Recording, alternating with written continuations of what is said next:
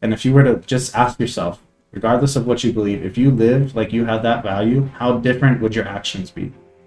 Regardless of what you believe, maybe you believe in Jesus or maybe you don't agree with me. Ask yourself, if I lived like I was so valuable that God sent his son to die for me, how would that change my life? I'm over it, time I move past for the closure. I'm older and I'm moving faster than ever. I'm cold with it, whether for casters or whether it's 4 lines or more. I'm the master of never impeding the flow. What's up, guys? It's Jordan. I'm back with another video. Today we're reacting to Dax, Dear Alcohol. I feel like that's right up our alley as far as what we react to on this channel and what we do. I saw it on trending, so I watched like 30 seconds of it and I thought, yeah, this is definitely something we should react to. You know that we've always met addiction face on, and a lot of people use alcohol because it's pretty easy to get, pretty cheap, and it definitely does numb you. So I know that this is something that would probably help a lot of you. So let's just hop right in.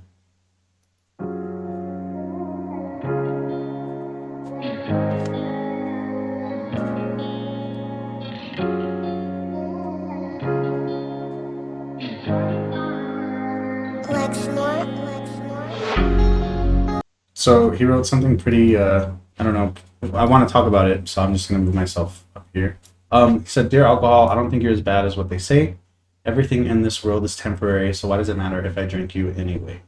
And that's an outlook that a lot of people have on life, right? Like, hey, if nothing matters anyways, what's the point of trying to take care of myself? Or what's the point of caring about my actions or caring about myself? A lot of people will say, if I'm not hurting anybody else, what does it matter anyways, right? What's the point if I'm not hurting anybody but myself? But you have to remember that other people care about you. And even if it's not immediately noticeable or something that's immediately something that you're aware of in your life, people do care about you, whether you know it or not. And a lot of times we're so caught up with like how other people think about us, that we see, people who are negative or people who hurt us, but people care about you. And that's a reason enough to not hurt yourself and not harm yourself.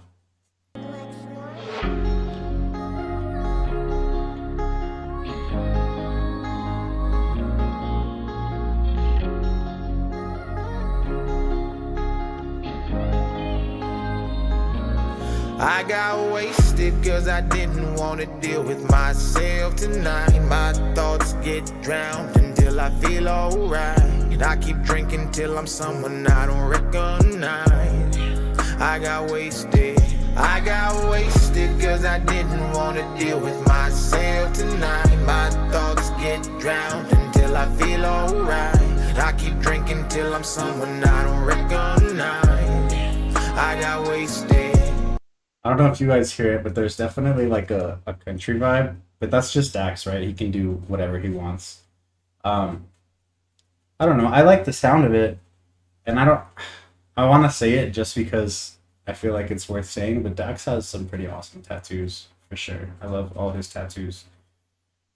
As far as the music, um, he's saying, "I keep drinking, so that I feel all right." Basically, because when he's sober, he's not, right? My thoughts get drowned until I feel all right. And that's kind of what you do, right? Not everybody. Some people just drink to have fun. Some people drink like on the weekends. It's whatever. It's not a big deal. But when you start to abuse alcohol in order to numb your feelings or numb your thought processes, it's not healthy, right? And most of the time, I would say probably all the time, you're doing it to escape something else, right? Addiction is nothing but escape. It's escape from feeling anxious, or escape from feeling depressed, or escape from thinking about what somebody else did to you, right? So many of you guys are young guys who text me all the time. Like, it's rarely a female. Most of you are young guys in high school or just out of high school, and some of you are in middle school, and you're texting me and you're saying, I just feel alone, right? I feel alone in this world. I don't have anybody to talk to. I don't have, my girlfriend she meant the world to me and she broke up with me. And a lot of you, it's because your parents aren't involved in your life as they should be. And so when you find a partner, or you find some girl who's willing to spend her time with you and willing to invest in you and willing to build you up and like be sweet to you, like that's some of the only attention you've ever gotten in your life that's loving, maybe for like besides your grandparents or whoever. And so you kind of just like depend on it, right? You depend on it so much that when it's gone, you feel empty inside. And so, regardless of what your situation is, some of you have way worse situations. Some of you have been abused, or some of you have, you know, it just goes on and on and on. The reason, the reasons could be anything, right? It's all based on what your life is. But the escapes are always so similar. So you start, maybe you find it in your parents' house, or maybe you have somebody to buy it for you, or maybe the adults in your life just don't care that you're not of age. Or if you are of age, like, you can Uber it to your house basically, and it's easy to just drink until you forget about everything. I personally have never like thought of alcohol as a good escape, not because it's bad, but because like my thoughts still go. So I've never felt like alcohol was my thing or something that I could get really addicted to, because even to be drunk, like some people are just really depressing drunks, and I feel like that's the kind of one I would be. But I like that he's kind of just talking about it. It's sad that he's talking about it from the perspective like that he does it. And maybe he does, maybe he doesn't, but he's still showing awareness to it, and Dax has always done that, which is really commendable. Get drowned until I feel alright. And I keep drinking till I'm someone I don't recognize. That's another thing too. That's the other line that I really liked, is I keep drinking till I'm someone I don't recognize.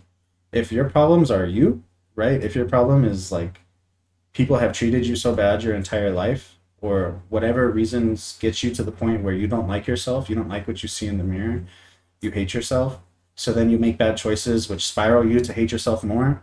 Um, like alcohol would be a perfect thing, right? Drug addiction is perfect for you, because all you want to do is not recognize yourself. All you want to do is not have to think about the fact that you don't like yourself. And a lot of people are like that.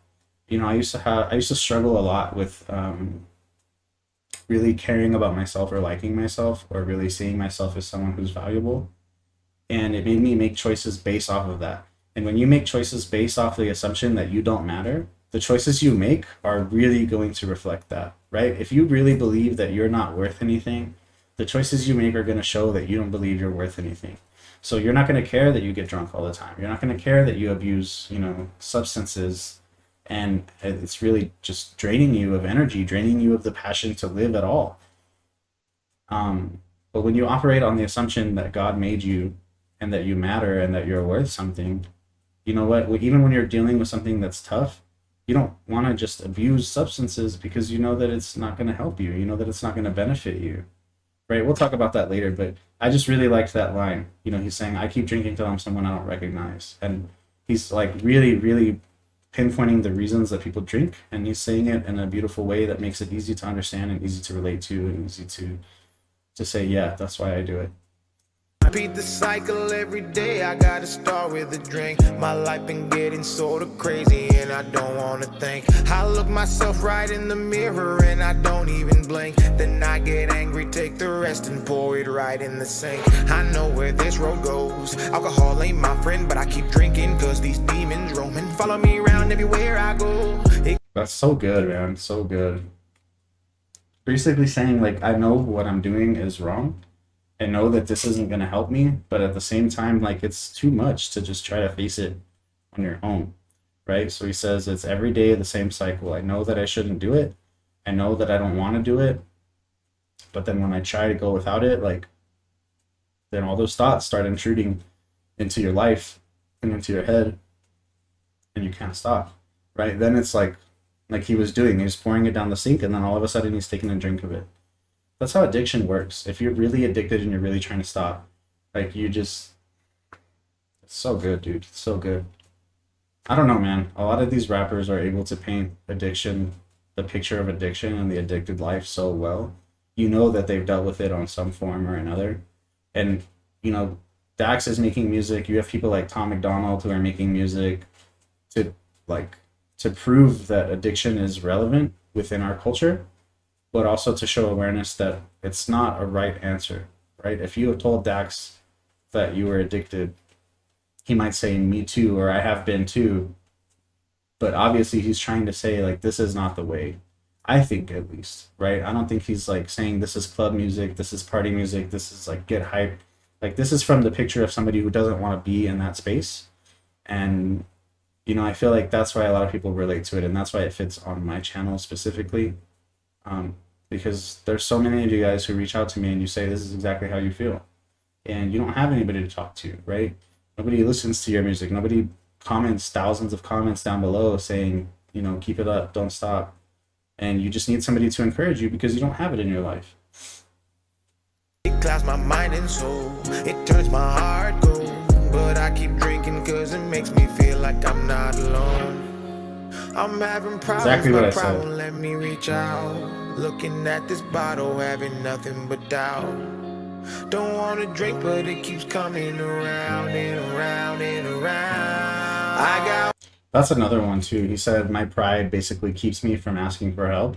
And a lot of people get addicted or struggling, and I have that too. Like some of you guys have messaged me saying I'm addicted and I don't know who to ask for help because I'm ashamed.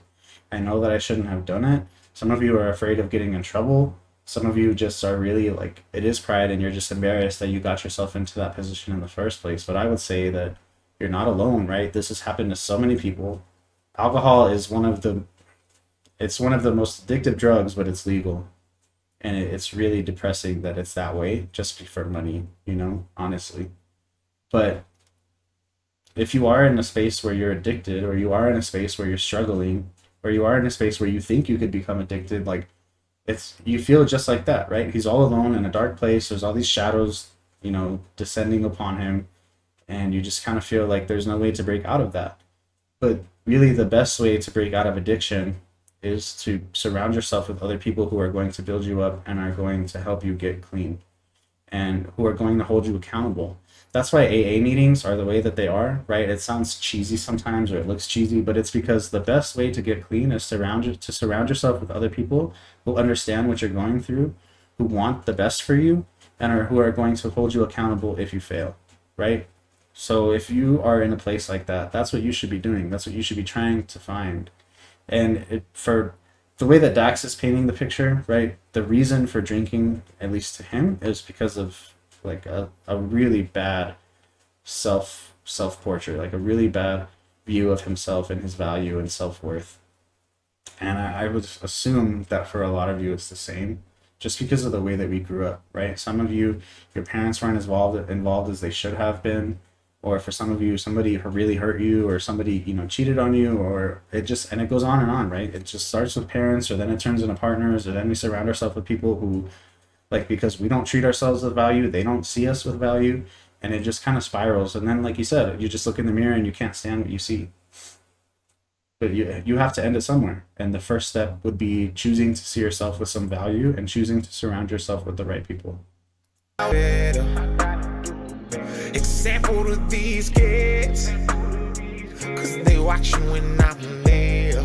But I'm scared, cause I've been chasing the man that I am when I start to drink. He's cocky, confident, and he don't give a damn what you think. This world is beating me down and it's pushed me right to the brink. I take a shot every time because man, it helps me escape. I'm taking care of these people, but no one takes care of me. I wanna talk to somebody, but I feel no one relates. I need better now. I think I've lost my way. I'm having battles with faith. It's painted right on my face. Bro. I hope better times are coming. Oh man, that's good. So he's basically saying, like, I know I need to stop, and I know that other people look up to me. I know that other people look to me as an example for, like, obviously he's been that way, right?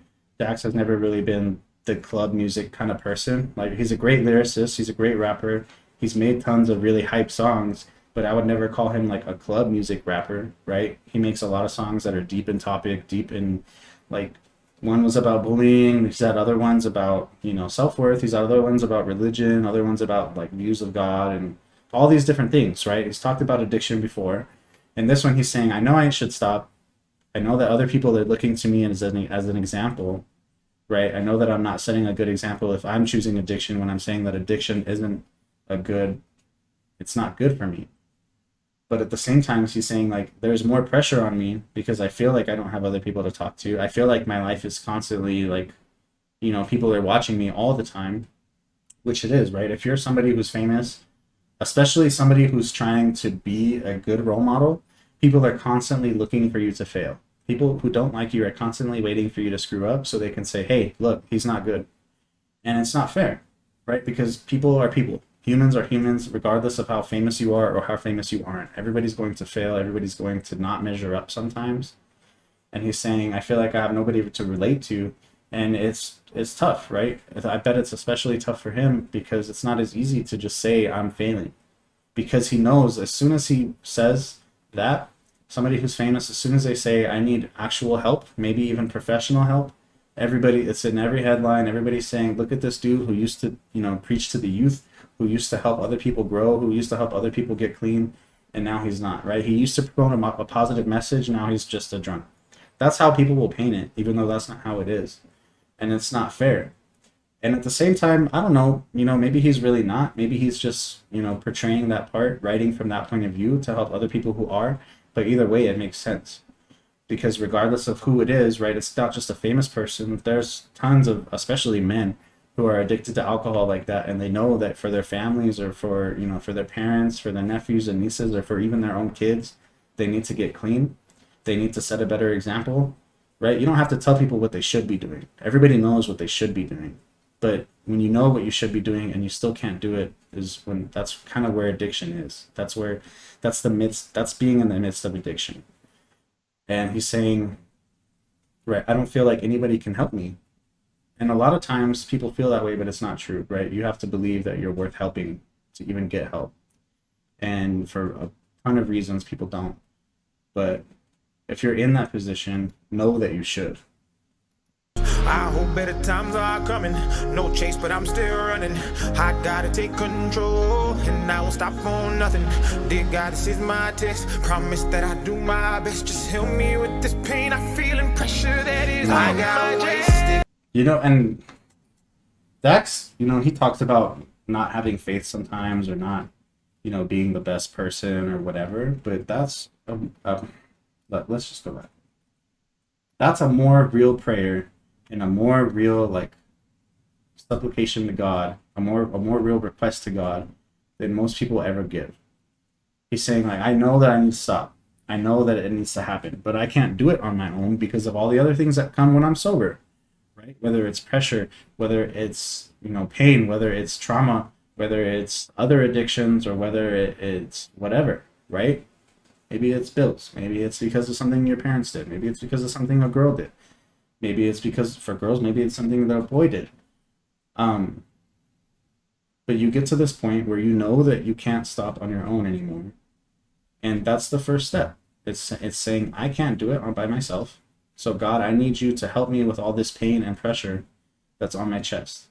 Because if I'm going to choose not to get drunk, if I'm going to choose not to drink, if I'm going to choose not to do drugs, if I'm going to choose not to give into my addiction to numb me, then I need you to help me with the pain that's going to come when I'm sober. Because that's what you're doing anyways, is you're escaping. So if you can't escape, God, I need you to give me the strength to stand in the midst of all those things that I don't want to face. And he will.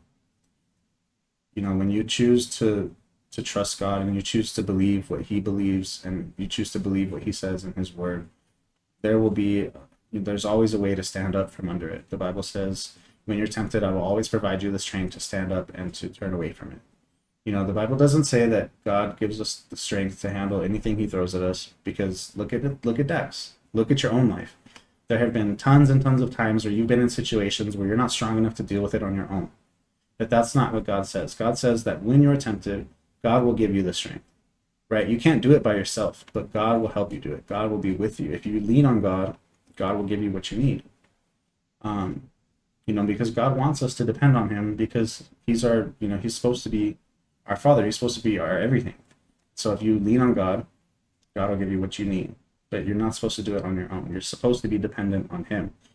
And I say this all the time, but that beginning statement, why can't I drink if it doesn't matter anyways? But you matter. You're the one who matters. So if alcohol never died for anybody, why are you going to die for it? If drugs never died for anybody, drugs never died for you, alcohol never died for you, why would you live for that? If you matter and you have worth and Jesus died for you, that's what you should be living for, because that's what your purpose is caught up in anyways, or it should be. And you'd be happier if it was, right? Like if somebody was going to treat you like trash all the time, you wouldn't let them in your life. But alcohol is kind of the same way. It doesn't do anything for you that's positive. It might distract you for a little bit, but at the end, you're worse off anyways. So why would you give all of your investment to something that doesn't care about you? You know, think about it that way. And if you still don't care, it's not the alcohol that's the issue, it's you. You don't feel like you're worth enough to actually do anything about it. And that's just, you know what? If you don't think that you have worth, that's where you have to start. Me with this pain, I feeling pressure that is I got wasted cause I didn't want it. I got wasted.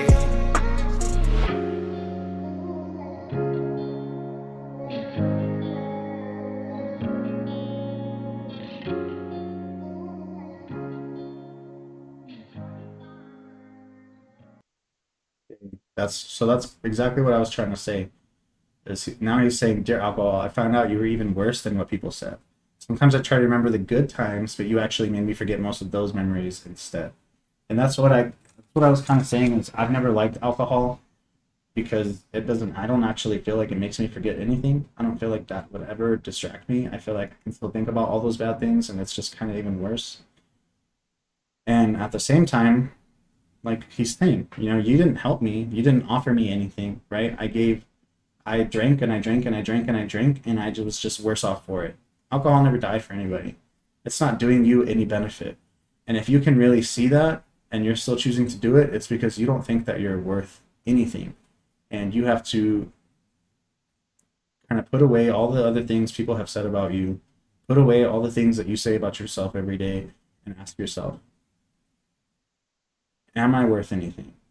And if you continue to answer it based off of how other people treat you or based off of what you tell yourself in the mirror, it's not fair to yourself, right? You didn't make yourself. So why do you have the authority to label yourself or to give a value to yourself? The person who made you is the only person who can give you value.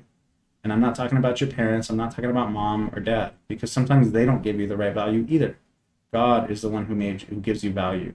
And the value that he put on you is the value that he paid when he sent his son to die on the cross for you, right? That's how much you're worth. You're worth death.